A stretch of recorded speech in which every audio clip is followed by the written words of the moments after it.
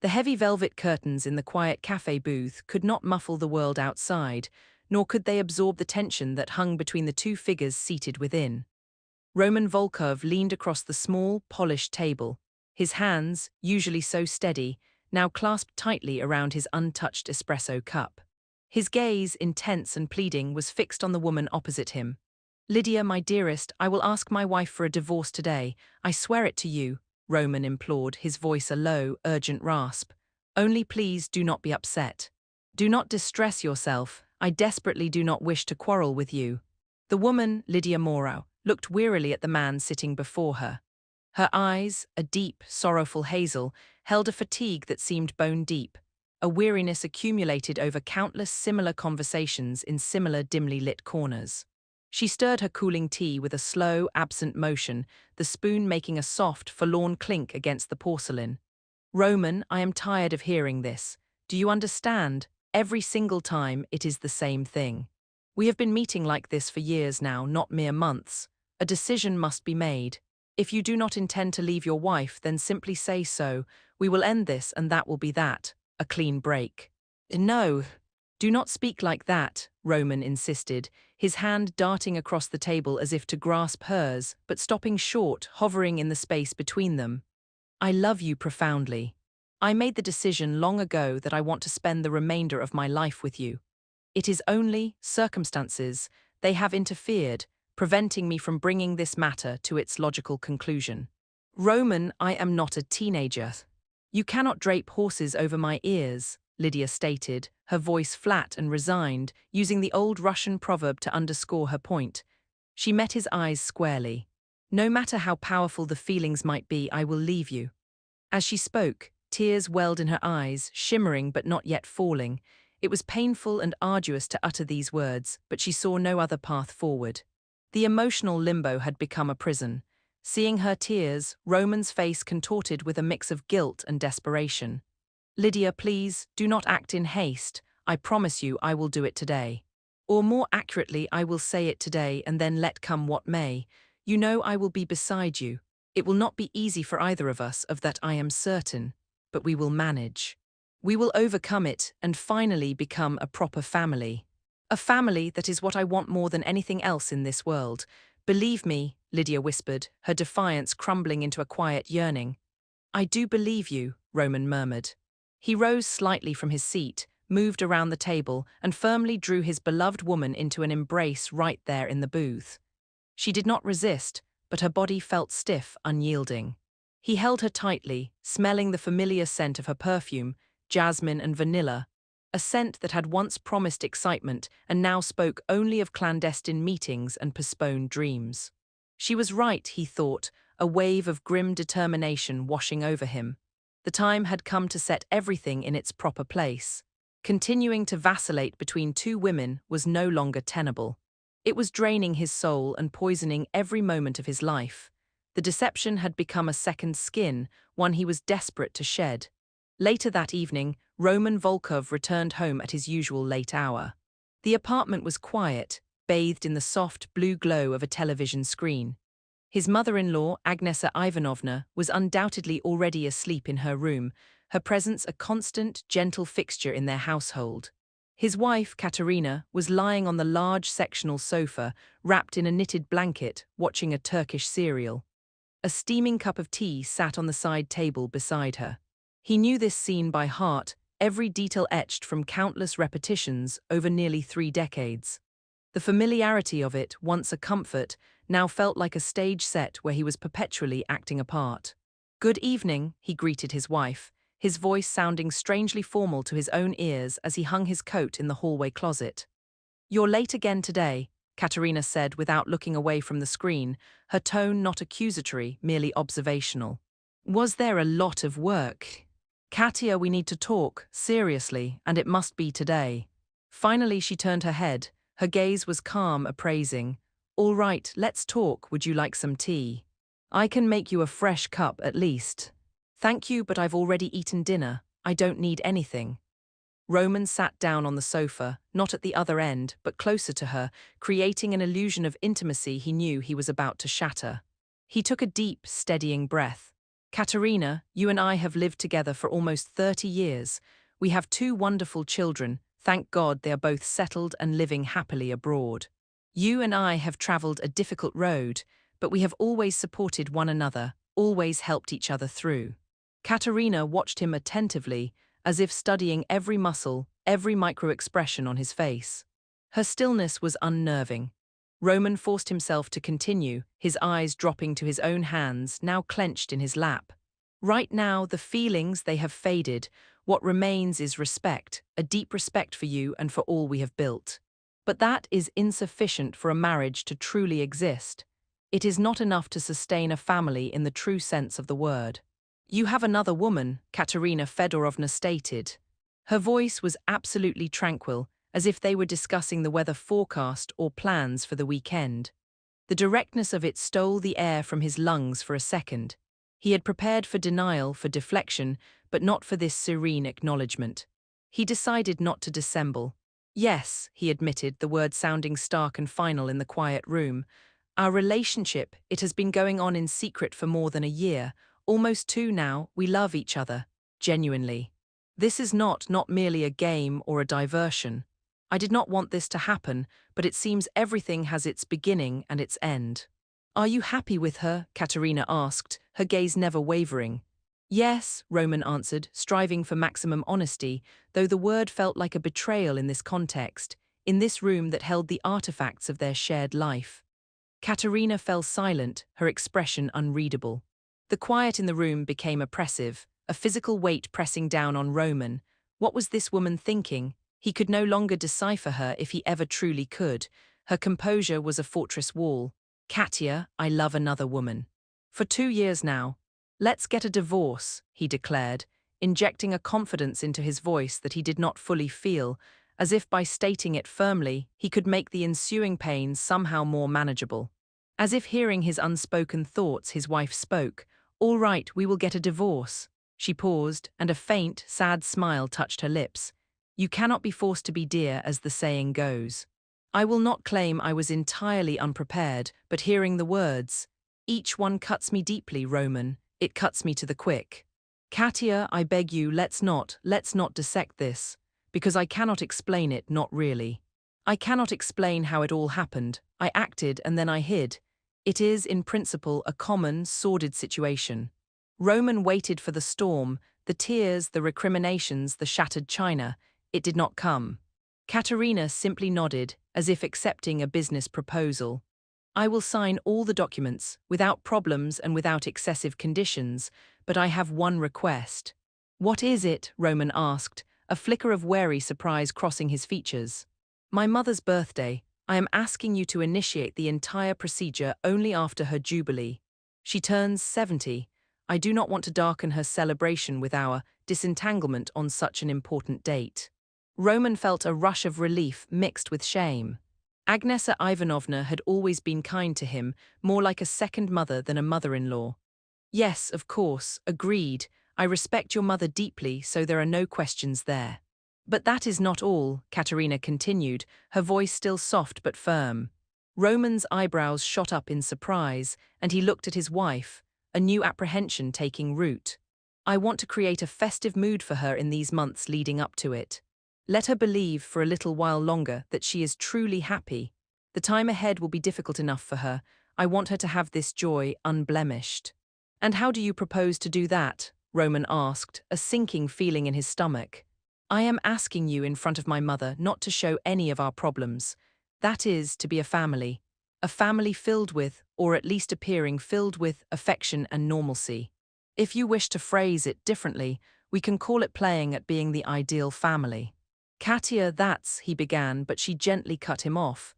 It will cost you nothing, Roman, to give me flowers occasionally. To come down to breakfast together, to laugh at something on television. It is merely 2.5 months. Surely, for 30 years of my life you can grant me this, for her. He looked at her, at the woman who, unlike the dramatic caricatures in films and the bitter stories of his friends, was not throwing hysterics, was not hurling threats. Anastasia was treating his decision, his betrayal, with a dignity that shamed him. How could he not meet her halfway in this one painful request? Agreed, he said, the word heavy. 2.5 months. The agreement was struck. A temporary, fragile truce in the ruins of their marriage. Now, he had only to somehow resolve the situation with Lydia. The thought filled him with a fresh wave of dread. The following day, Roman invited Lydia to lunch at a bright, modern bistro, a place far removed from their usual secretive haunts. He needed light and openness for what he had to say. "I asked Katerina for a divorce," he announced after they had ordered, striving to sound buoyant. "That is the most wonderful news of the last year." A slow, triumphant smile spread across Lydia's face. "Finally, I have waited so long. I understand there is a proverb about not building happiness on another's sorrow, but our situation is different. It is about our future. When will you move in with me? Perhaps this weekend. I can start preparing the spare room." Roman shifted in his chair, the polished wood suddenly uncomfortable. "I did not finish. We have agreed to begin the divorce proceedings after my mother-in-law's jubilee. It is in 2.5 months. The smile vanished from Lydia's face as if wiped away. What kind of nonsense is this, Roman? 2.5 months, so the farce will continue for that much longer. Firstly, do not shout, Roman said, keeping his voice low, glancing around. Secondly, please try to understand. I respect my mother-in-law. She will be 70. I do not want to spoil this milestone for her. And did you think of me? Did you consult with me? Perhaps I do not give my blessing to this delay. There is nothing to discuss here. The choice is simple. There is no other choice, Lydia. I gave my word. Lydia's eyes flashed with anger. He could see the thoughts racing behind them, calculations being made.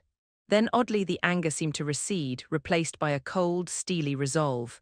Fine, do as you know best, but I also have conditions. During this time we will not see each other. At all. Not in restaurants, not at my home. No contact. Beloved, why are you staging this drama? Roman asked, exasperated. I think it is you who considers me that foolish woman who will allow you to sit on 2 chairs. That time, the time of running after 2 hares, is over. It ended. Enough. Lydia stood up, her movements precise and sharp. Roman rose as well, the table between them now feeling like a chasm. I understand. I accept your resentment, your offense, but my mother-in-law deserves a splendid jubilee. Therefore, we will see each other in 3 months. I love you. He turned and walked out of the bistro, half expecting her to call after him to create a scene. She did not run after him, did not cause a scandal. And that, he told himself as he stepped into the crisp autumn air, was good. It meant she was serious, that she was holding him to a standard. Soon, very soon, he would have his divorce and begin the life he truly wanted. For now, he had obligations to fulfill. An ideal family, even a pretend one, suggested that a husband might give his wife flowers, for instance. He had promised he would need to buy flowers for Katerina. In the weeks that followed, life in the Volkov apartment began to follow a strange, new script. Roman tried his utmost. He brought home pastries from the bakery Katerina liked. He made breakfast on Sundays, something he had not done in years. Listen, son-in-law, Agnesa Ivanovna chirped one morning, savoring a piece of his slightly burnt toast. I'd almost forgotten how tasty your green smoothies and toast could be. Before you were always rushing off somewhere. Now look at you, quite the domesticated man. I see you're managing, you're trying. It was evident the elderly woman doted on him, her eyes twinkling with approval at this renewed attention. You know, Agnesa continued, why don't we go away for a weekend? To the country house, the forest, the fresh air, a bonfire. I think it would do all of us a world of good.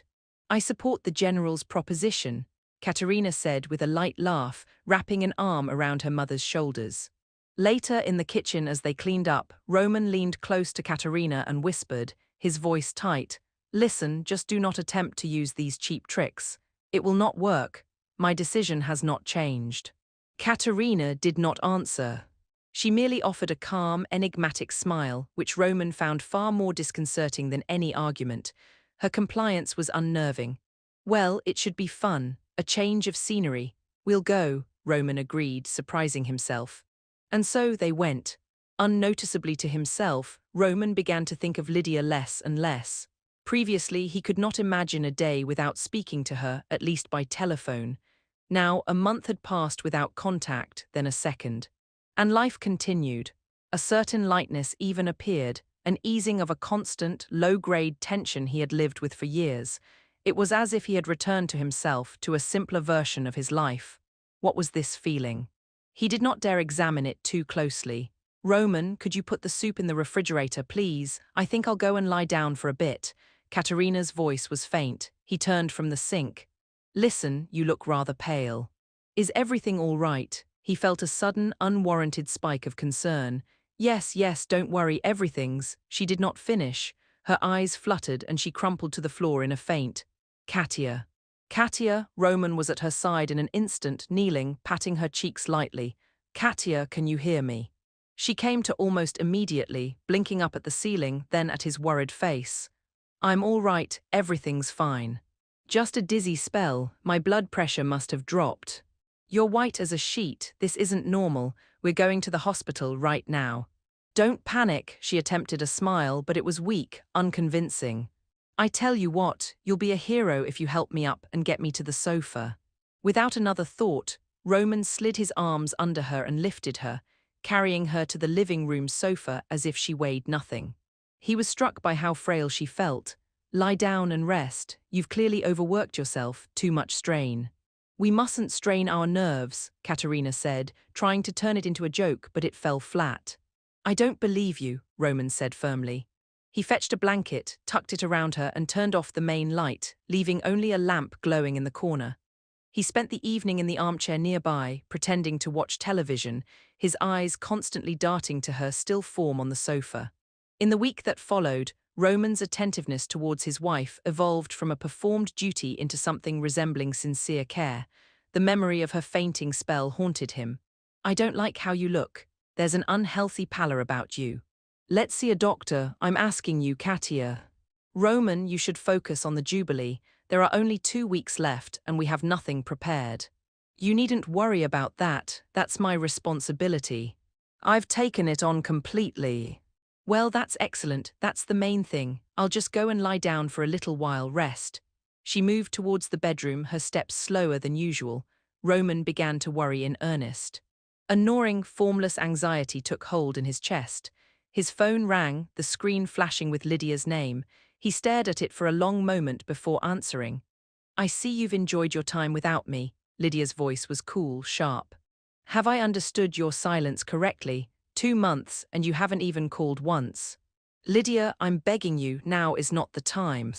"What do you mean it's not the time?" She raised her voice. "It means I have a lot of other concerns at the moment. Honestly, I'm not thinking about us right now." "You're abandoning me, aren't you? You're actually abandoning us." "I'm not thinking about that at all. I have to go." He ended the call, a strange sense of finality in the action. His mind was wholly occupied with Katerina's wan face, her diminishing energy. How could he find out what was wrong? "All right," he thought, "after the Jubilee, I will address this thoroughly. The main thing is the celebration." He threw himself into the preparations with manic energy, contacting one of the city's best event agencies. "It is imperative that everything is of the highest standard. My mother-in-law is a very important person to our entire family," he instructed. The days blurred into a whirlwind of cake tastings, seating plans, and floral arrangements. The day before the Jubilee, their children, Misha and Sofia, arrived from abroad, filling the apartment with laughter and luggage. The party itself was a resounding success. Agnesa Ivanovna beamed, surrounded by friends and family, her eyes moist with happiness. "Son-in-law," she said, pulling Roman aside and clasping his hands in hers, her grip surprisingly strong, "I have always said the best thing my Katia ever did was to marry you. She has lived a happy life. The two of you give hope. She will continue to live happily, yes, of course, undoubtedly." The elderly woman's words, so full of faith in a future she knew nothing about, struck a deep, dissonant chord in Roman. He simply nodded, unable to speak. Later, Katerina's mobile phone rang. "Tasia, what a surprise. How glad I am to hear your voice." She excused herself, disappearing into the study for 15 minutes.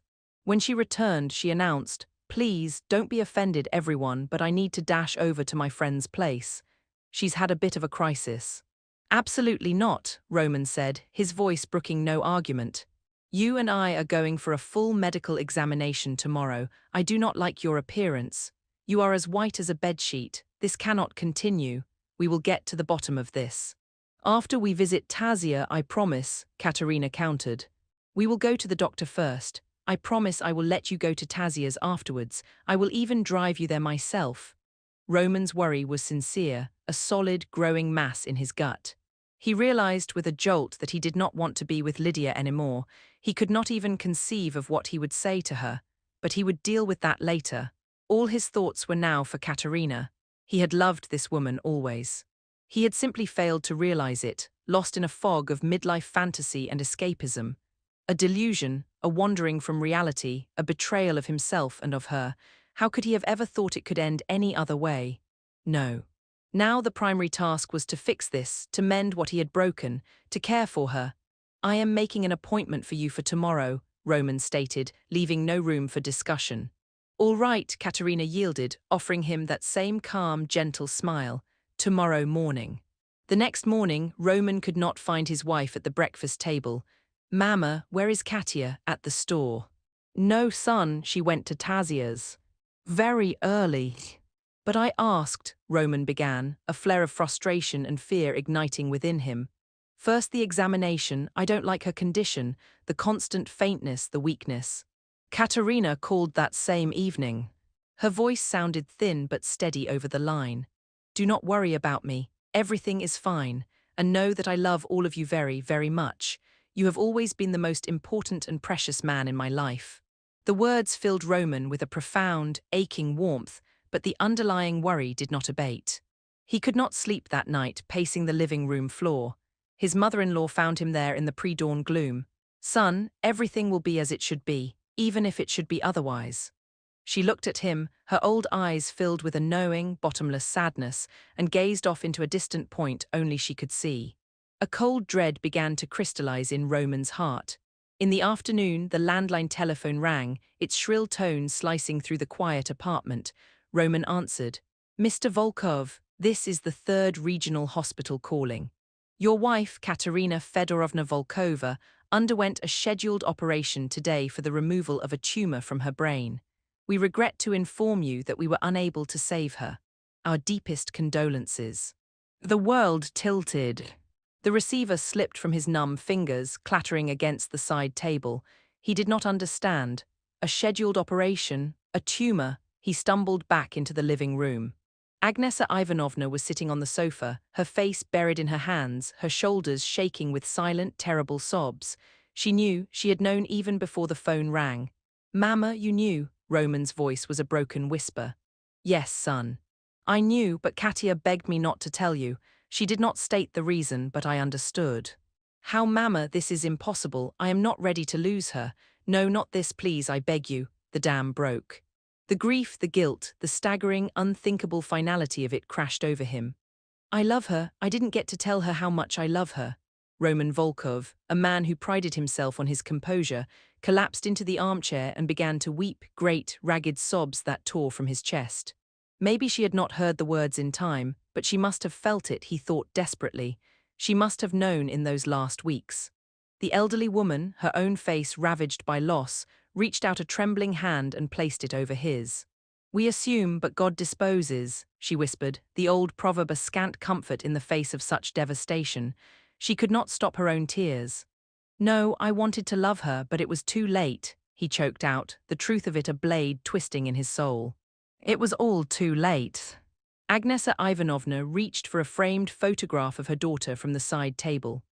She held it, her fingers tracing the smiling face behind the glass, and then brought it to her lips, pressing a fervent, lasting kiss upon the cool surface. It was a gesture of unbearable farewell. Roman's own tears fell, a bitter flood for the life discarded, for the love realized in the cruelest moment of its extinction, for the ideal family he had pretended to be part of, only to discover, in its horrific dissolution, that it had been the only one he had ever truly wanted. The world did not so much shatter as it calcified into a dense, grey slab of disbelief. The raw, animal sounds of Roman's grief eventually subsided into a hollow, shuddering silence, punctuated only by Agnesa Ivanovna's soft, intermittent weeping. The apartment, so recently a stage for jubilant celebration, now felt like a museum of a life abruptly catalogued as past. The lingering scent of flowers from the party clashed sickeningly with the sterile, abstract news delivered over the telephone. Roman sat motionless in the armchair, his face buried in his hands. The phrase "scheduled operation" echoed in the cavern of his skull. How could it have been scheduled? How could Katerina have known, have gone through the motions of daily life, of planning a party, of smiling at him, all while carrying that secret? The fainting spell, the pallor, the fatigue, they weren't signs of stress or overwork. They were flares sent up from a sinking ship he had been too self-absorbed to see. He had been worried about her health, yes, but in a vague, generalized way. The reality was so much more specific and monstrous. She had been fighting a war alone, and he had been across town, begging another woman for patience. Agnesa finally stirred, her movements those of someone carrying an immense, invisible weight. She rose and shuffled to the kitchen. Roman heard the familiar sounds of the kettle being filled, the clink of cups, ritual asserting itself over chaos. When she returned, she placed a mug of strong, sweet tea on the small table beside his chair. Her own hands, gnarled with age, trembled slightly. She found out 4 months ago, Agnesa said, her voice a dry rustle. She did not look at him, her gaze fixed on the photograph she still cradled. After the headaches became unbearable, she told only me. And Tasia, of course, her oldest friend, the oncologist. She let out a shaky breath. The tumor, they said it was aggressive, inoperable in the usual way.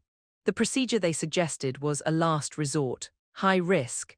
She decided to take the chance, but she didn't want a long goodbye. She didn't want to be a ghost in her own home with everyone tiptoeing around her, pity in their eyes. Roman listened, each word a hammer blow. 4 months ago, that was around the time he had been pressing Lydia for a future, solidifying plans for a divorce. Katerina had known she was dying while he was plotting a new life. The Jubilee, he croaked, understanding dawning with awful clarity. That's why she insisted.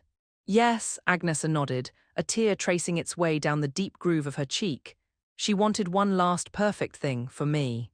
A memory untainted. She said if she survived the operation there would be time for everything else, for truth, for difficult conversations, and if she didn't, the old woman's voice broke. If she didn't, then at least we would have had that final joy. She made me promise, Roman, she made Tasia promise. No one was to know, especially not you.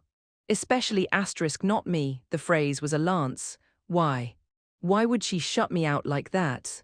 Agnesa turned her sorrowful eyes upon him at last.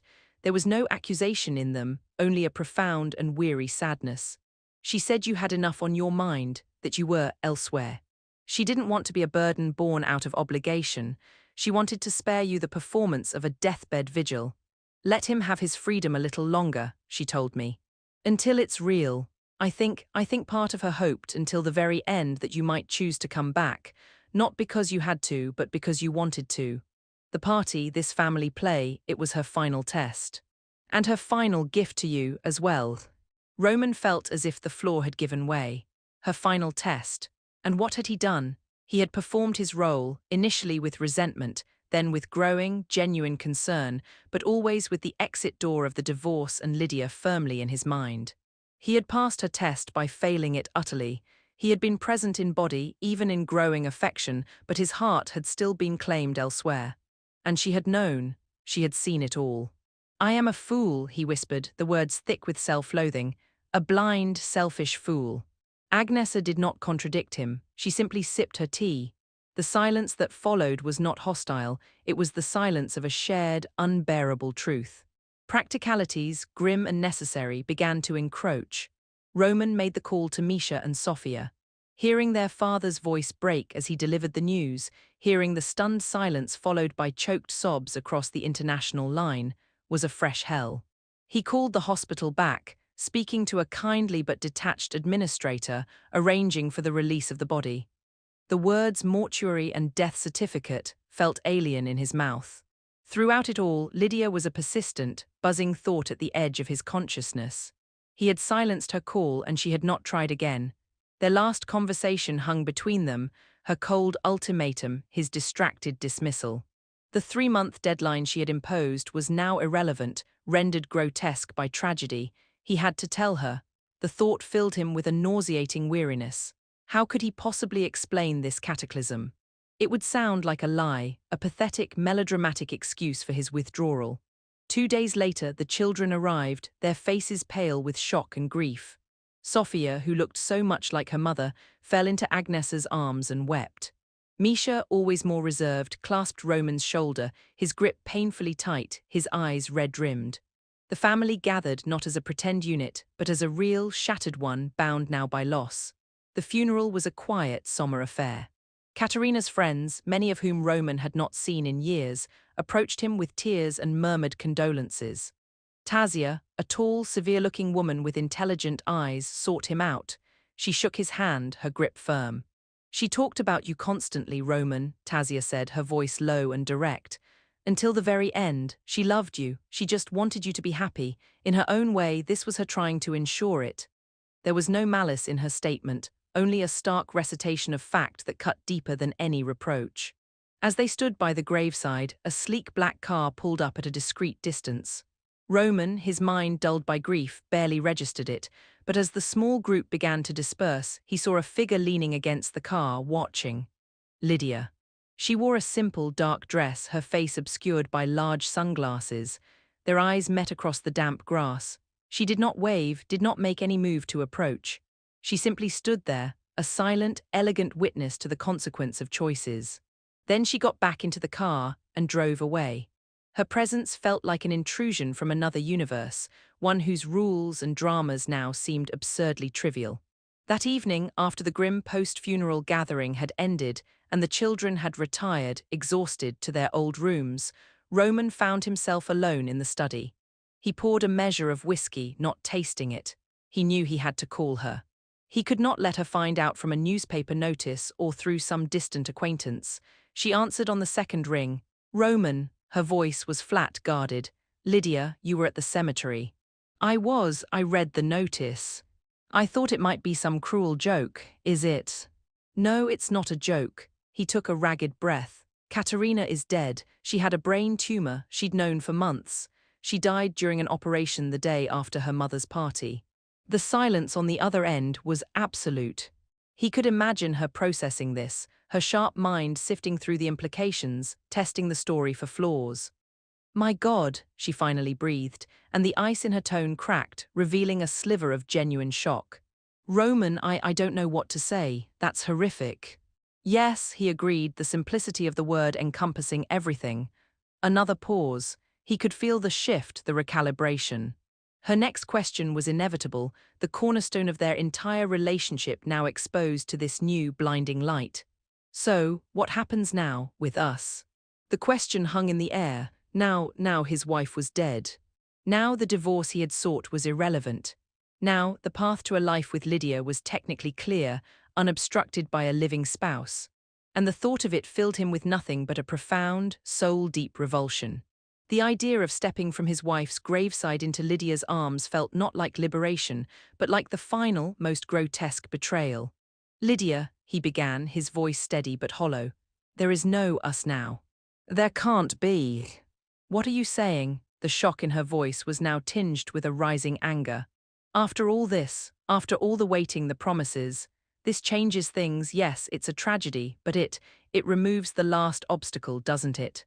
"You are not hearing me," Roman said, a flicker of his old force returning. "Katerina's death is not the removal of an obstacle. It is the end of everything. I loved her. I never stopped. I was just too stupid and too selfish to see it. Our affair, it was a fantasy. An escape from things I didn't want to face in myself and in my marriage, but it wasn't real, not like this asterisk was real." He gestured uselessly at the room around him, at the ghost of the life he had shared. "So I was just a distraction, a fantasy," Lydia's voice was scathing now. "All those words, all those plans, just lies to pass the time." "They weren't lies then, I believed them, but I was lying to myself most of all. And now I have to live with the fact that the last months of my wife's life, while she was carrying this death inside her, I was with you, complaining about delays, making promises of a future that would have destroyed her. I have to live with that, Lydia. I don't get to just skip ahead to a happy ending with you. That would make everything she endured, her silence, her dignity, it would make it all a monstrous joke." So you're choosing her ghost over me, Lydia stated, her bitterness crystalline. You're condemning yourself to grief and guilt because it's easier than facing the living woman who stood by you. I am not choosing a ghost, Roman snapped, the whiskey and grief fueling his outburst. I am facing what I did. I am choosing to finally be the man I should have been. That path doesn't lead to you, it can't. The line was silent for a long moment. When Lydia spoke again, all emotion had been leached from her voice, leaving something cold and final. I see. Well, then there is nothing more to discuss. Goodbye, Roman, don't contact me again. The click of the call ending was deafening. It was over. The secret life, the parallel world of passion and promises, was severed as cleanly and finally as Katerina's life had been. He felt no relief, only a vast, empty space where that complicated, consuming energy had once lived. The weeks that followed were a grey procession. Misha and Sofia stayed for a while, but their own lives and families beckoned them back across the ocean. Their departure left a new kind of silence in the apartment.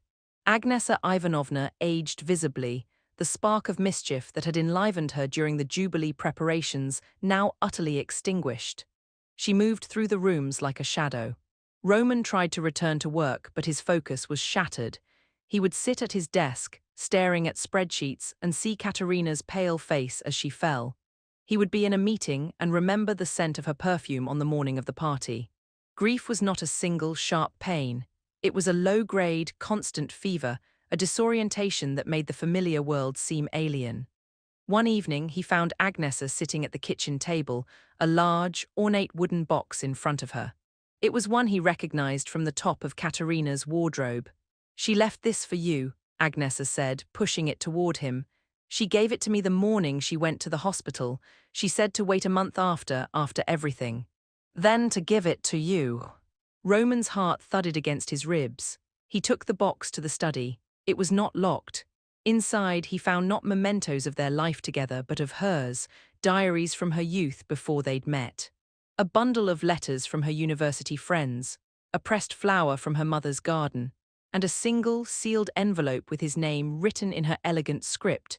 His hands trembled as he opened it. "My dear Romans, if you are reading this, then the gamble did not pay off, and I have lost my final wager. Please do not be angry with Mama or with Tazia. I forced their silence. It was my choice, my last bit of stubbornness. I know about Lydia, I have known for a long time. A wife always knows, I think, even when she desperately wishes she didn't. When you asked for the divorce, a part of me was shattered, but another part, a quieter part, was almost relieved. The pretense was over. You were finally being honest in your way. I asked you for those 2.5 months not just for Mama, though that was true. I asked for them for me, for us. I wanted to see if, stripped of the routine and the taken-for-grantedness, we could remember something. I wanted to give you a chance to look at me again, not as your wife, a piece of the furniture of your life, but as a woman. And you did, I saw it. In your worry, in the way you carried me to the sofa, in the way you fought with me about seeing a doctor. It wasn't duty, it was care, it was love. The old love, perhaps tired and battered, but still there.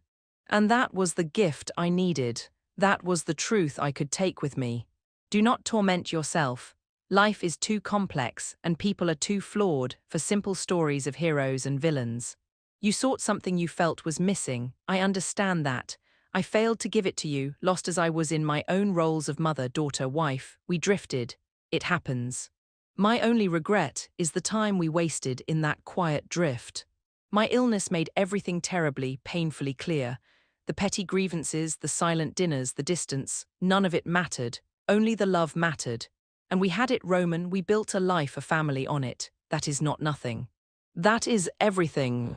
Be happy, that is not a request. It is my last wish for you. Do not bury yourself in guilt. Do not live in the past with my ghost.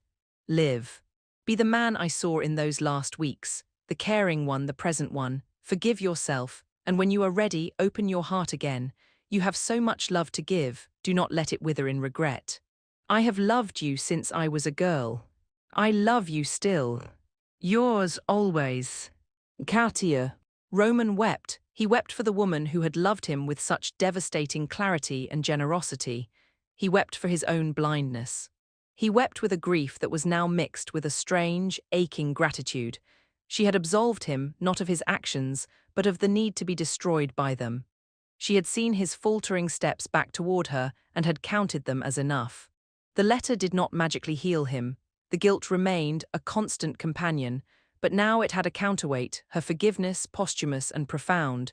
He began to see a duty in her final words. Live. Be the man I saw in those last weeks. His first act was toward Agnesa.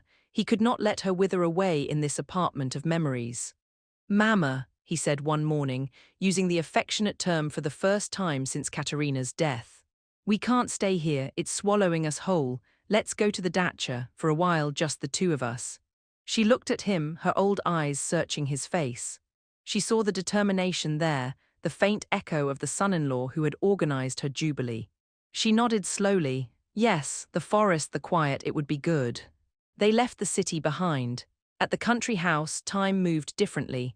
Roman chopped wood for the stove, a physical labor that quieted his mind. Agnesa tended to a small vegetable patch, her hands in the earth. They spoke little, but the silence was no longer oppressive, it was shared.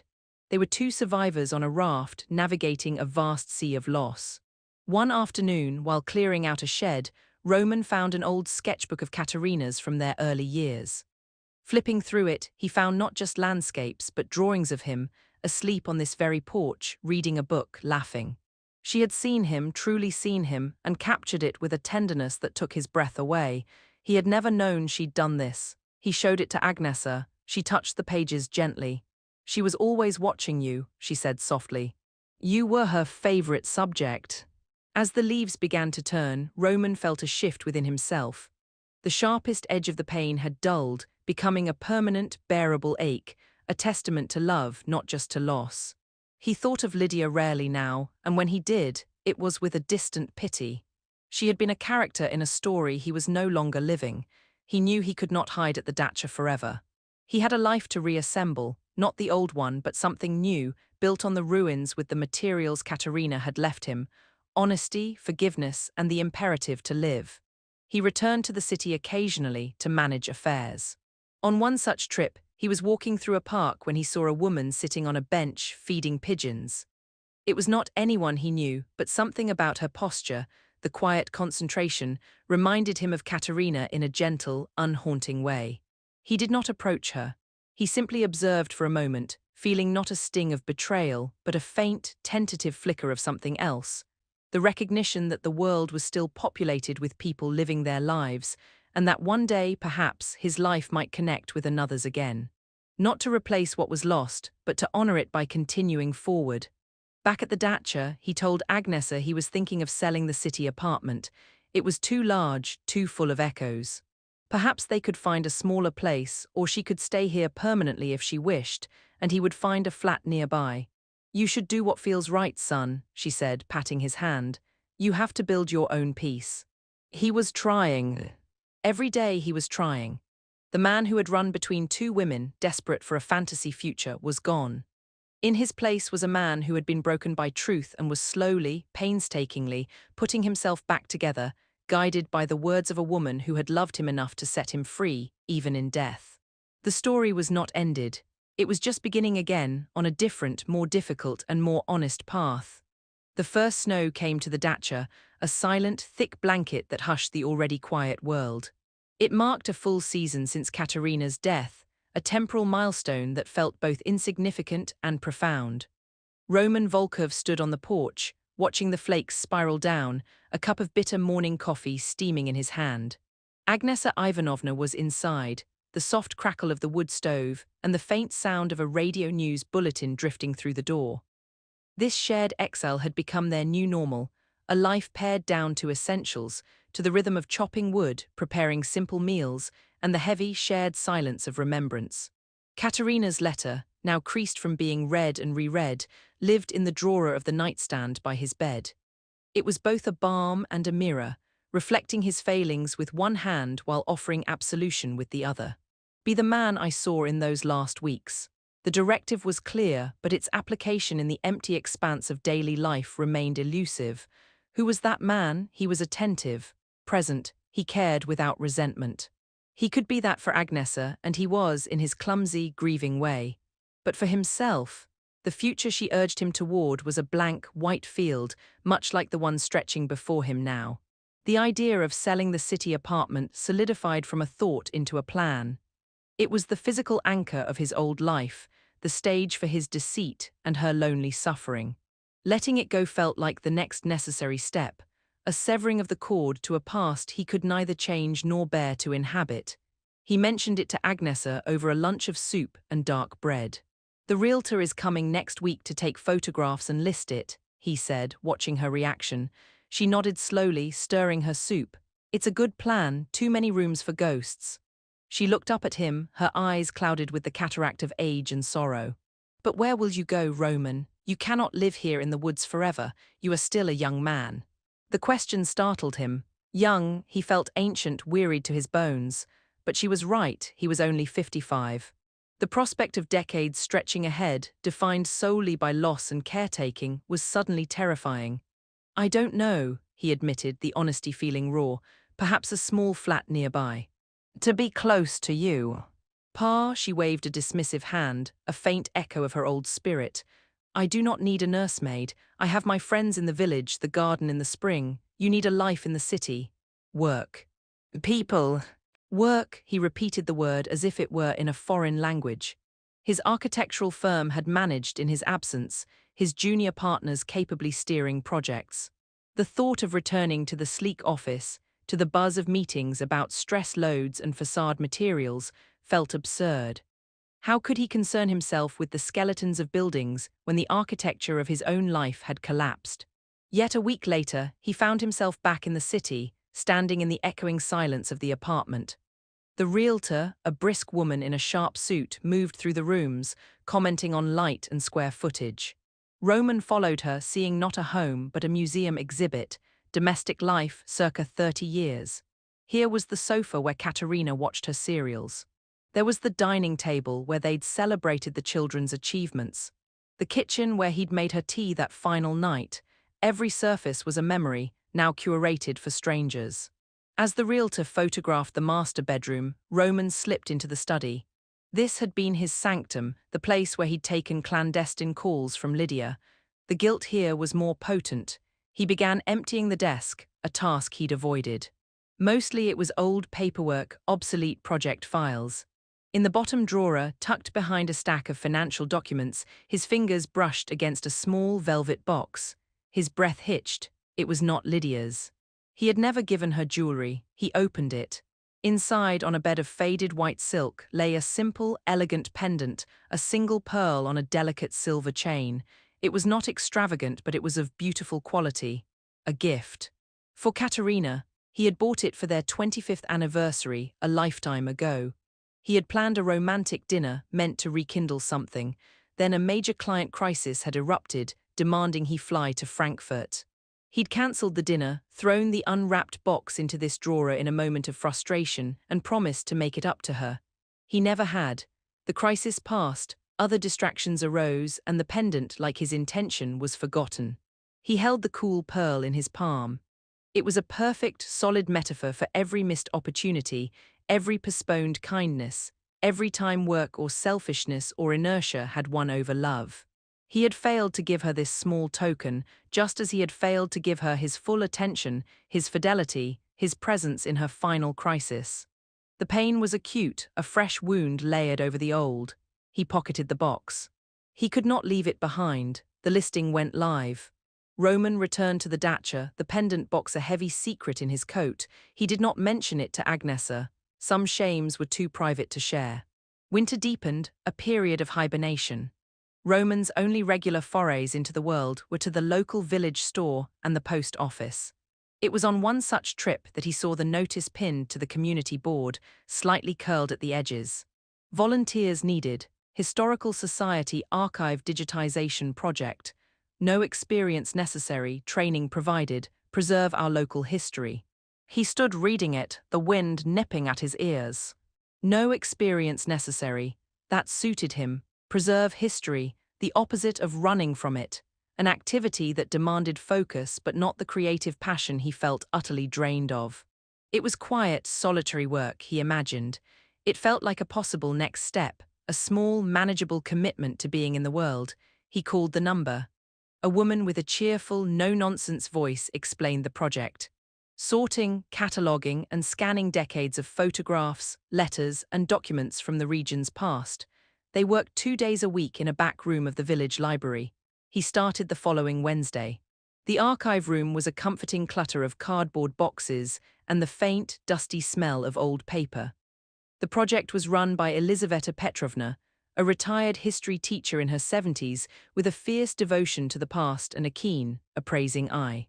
The other volunteers were a mix of elderly villagers and a few younger people fulfilling community service requirements. Roman kept to himself, assigned to a scanner and a box of pre-war agricultural fair photographs. The work was monotonous in the best way. It required just enough attention to detail to keep his mind from circling the drain of his own thoughts. He handled images of strangers smiling in front of prize-winning goats, of streetscapes from a vanished time, of families posing stiffly for portraits. He began to see the universal patterns of life: pride, celebration, community, the passage of time frozen in sepia and grainy black and white. His own tragedy, immense to him, began to find a context in the vast, relentless flow of human history where joy and loss were the constant tides. Elizaveta Petrovna noticed his careful, methodical work. "You have a steady hand, Roman Alexandrovitch," she remarked one afternoon, peering over his shoulder as he carefully aligned a fragile photo. "And patience. These are good qualities for an archivist." It was the first professional compliment he'd received in months, and it came from a realm utterly disconnected from his old life. It felt purer somehow. He nodded his thanks. One day his box yielded not a photograph, but a small bundle of letters tied with a faded ribbon. The script was flowing, feminine, from the 1920s. They were love letters from a young woman named Anya to a soldier named Peter, stationed far away. The prose was fervent, filled with the mundane details of village life. The cherry tree blooming, her mother's new samovar, interwoven with desperate longing and promises to wait. Roman found himself transfixed, carefully scanning each delicate page. He never found a letter from Peter in reply. The bundle ended with Anya's last letter, growing increasingly despairing, then stopped. What happened? Did Peter return? Did he fall in battle? Did he simply not write? The archive held no answers, only this one-sided testament to love and anxiety. The unresolved story haunted him. It mirrored his own life too closely: the separation, the promises, the silence. He found himself thinking of Katerina not as his wife, but as a person like Anya, left waiting, writing letters in her heart he had been too blind to read. The connection to these long-dead strangers through their fragile documents was unexpectedly powerful. He was not just preserving history, he was bearing witness to a million private stories of love and loss, giving them a kind of digital afterlife. It felt like a penance and a purpose. Meanwhile, the apartment in the city received offers all below the asking price. The market was slow. Roman, financially secure, felt no urgency. The delay felt fated, as if the apartment itself was resisting its dissolution. Back at the dacha, Agnes's health began a subtle decline. It was not an illness, but a gentle fading. She napped more, ate less, spent hours simply gazing out the window at the snow-laden pines. One evening, as they sat by the stove, she said out of the blue, "She would be glad you are doing this archive work." Roman looked up from his book. "How do you know?" "Because it is quiet, it is careful, it is about preserving what is good and true from the past, not running from it. That is what she wanted for you." Agnesa gave him a soft, knowing look. "She knew you were a man who needed to build, to fix. You could not fix her, so you felt you had broken her. Now you are fixing little pieces of history. It is a good start." Her insight, so clear and direct, moved him deeply.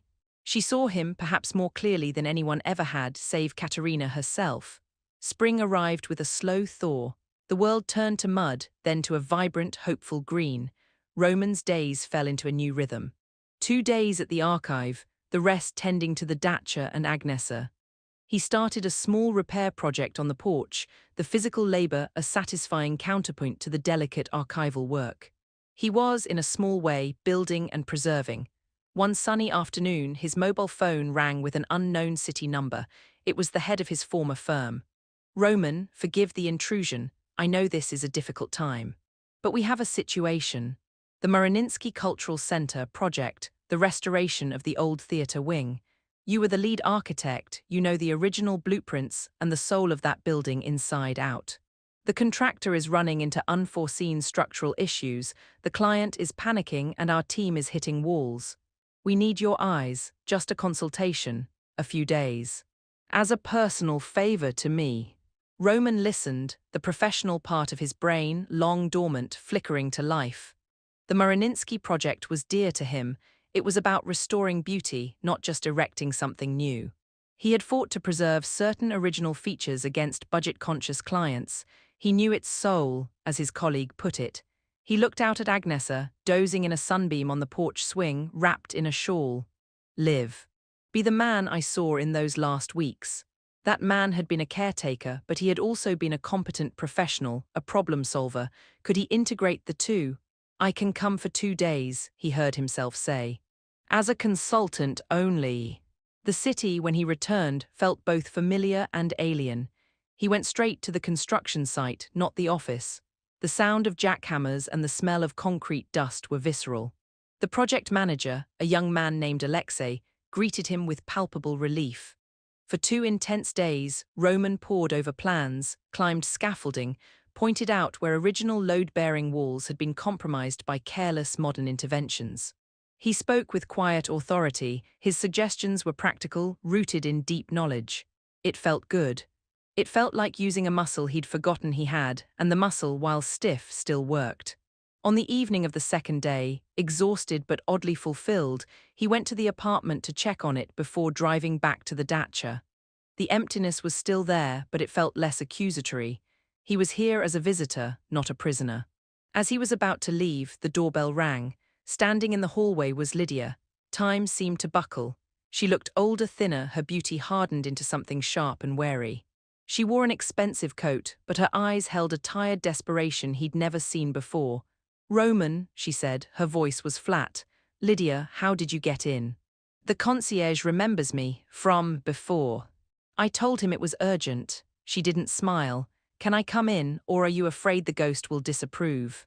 The cruelty of the remark shocked him, but also clarified something. The Lydia of his memory, passionate, alluring, understanding, was a fiction.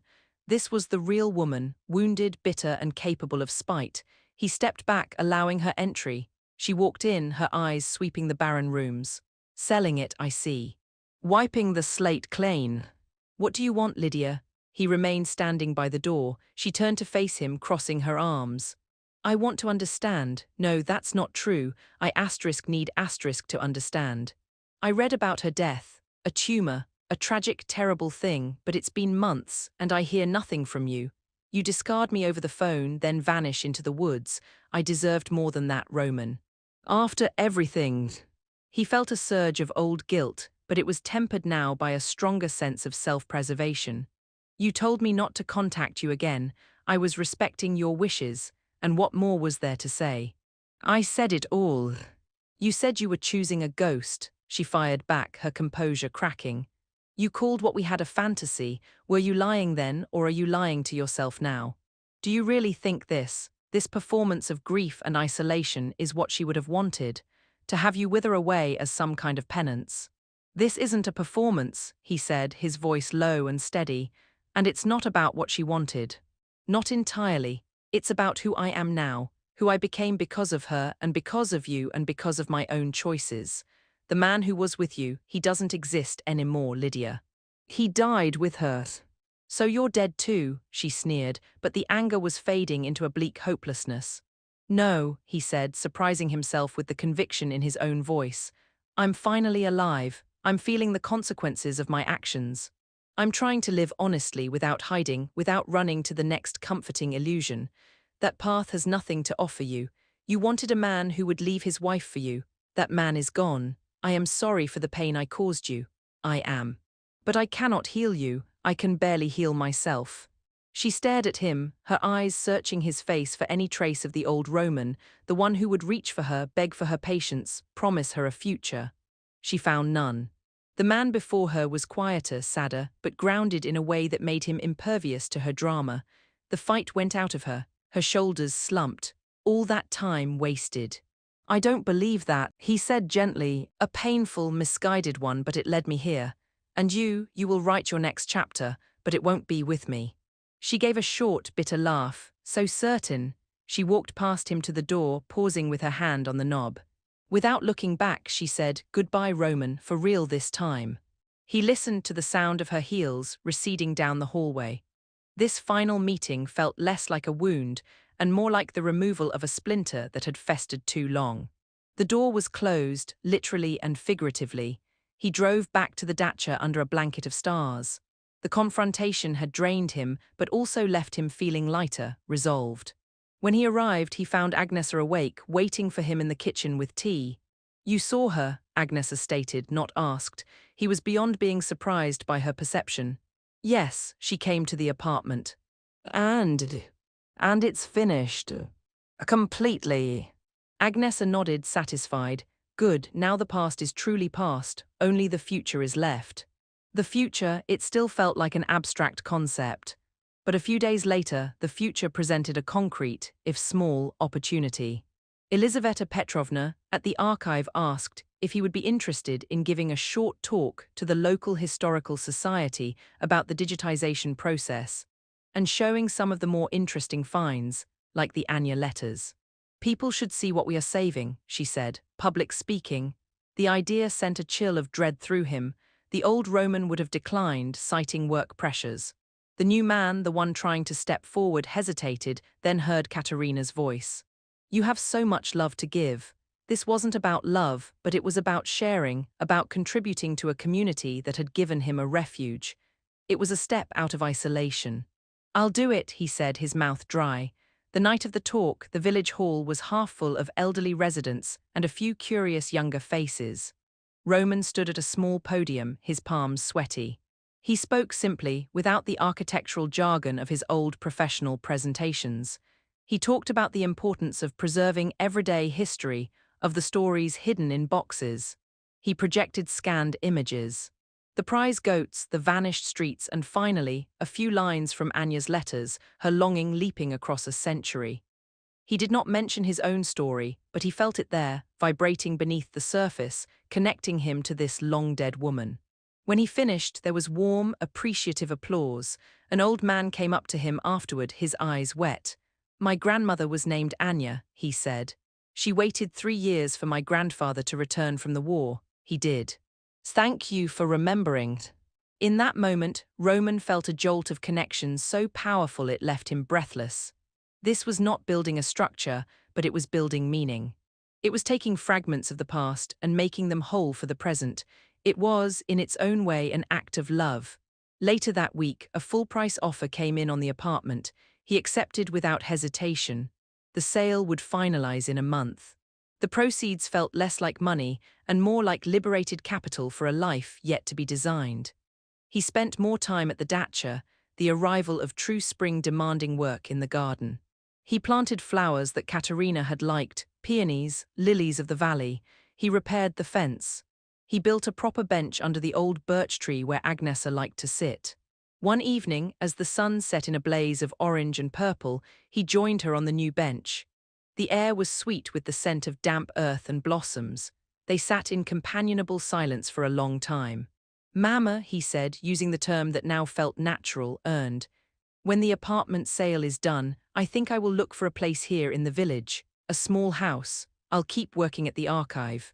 Maybe do some consulting on restoration projects, like the Marininsky, but only the ones that feel right." Agnesa reached over and patted his hand. Her skin was paper-thin, her grip still firm. "That sounds like a life, Roman. A good, quiet life." "Will you," he began, unsure how to ask. "Will I what? Fade away quietly now that you have a plan?" She chuckled, a dry, rustling sound. "No, my boy, I intend to see your peonies bloom. And perhaps next spring, you will build me a proper cold frame for tomatoes."